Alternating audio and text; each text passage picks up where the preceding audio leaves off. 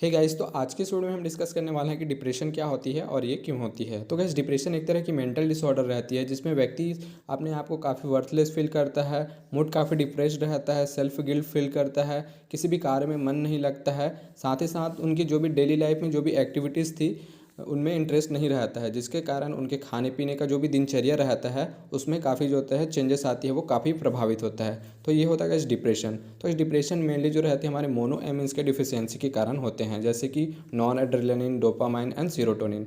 तो सबसे पहले हम समझते हैं कि इन न्यूरोट्रांसमीटर्स का क्या रोल है। तो गाइस, नॉन एड्रेनालिन जो रहती है एक तरह की एक्साइटेटरी न्यूरोट्रांसमीटर रहती है जो कि हमारे कंसंट्रेशन को मेंटेन करती है। तो गाइस, जैसे कोई भी हम टास्क परफॉर्म कर रहे हैं, जैसे कि हम किसी भी चीज़ की निगरानी कर रहे हैं, पढ़ाई कर रहे हैं, कोई चीज़ सीख रहे हैं, तो उसमें हमको ये कंसंट्रेशन प्रोवाइड करता है, जिसके कारण हम उस चीज़ को काफ़ी अच्छे से कर पाते हैं।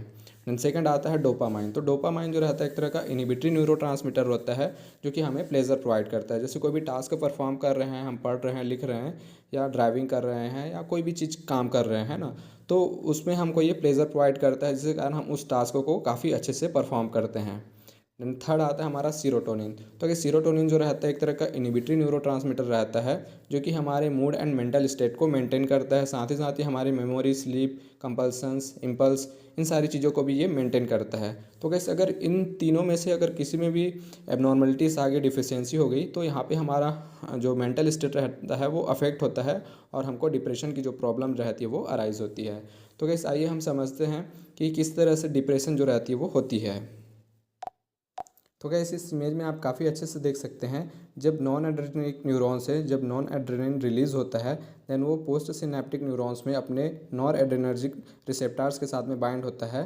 देन हमको ये एक्साइटेटरी इफेक्ट देता है, जिसके कारण हमारा जो कंसंट्रेशन रहता है वो बढ़ता है और किसी भी टास्क को हम काफ़ी अच्छे से परफॉर्म करते हैं। तो गाइस, लेकिन यहाँ पे क्या होता है कि जो हमारा नॉन एड्रेनलिन रहता है उसका रीअपटेक हो जाता है फर्दर यहाँ से, जिसके कारण यहाँ पे मोनो अमीनो ऑक्सीडेज नाम का एक एंजाइम पाया जाता है जो कि इस नॉन एड्रेनलिन को डिग्रेड कर देगा, जिसके कारण यहाँ पे हमारा नॉन एड्रेनलिन जो रहता है इस रिसेप्टार्स में बाइंड होने के लिए अवेलेबल नहीं रहेंगे, जिसके कारण इसकी डिफिशियंसी हो जाती है और डिप्रेशन की प्रॉब्लम जो रहती है वो अराइज होती है।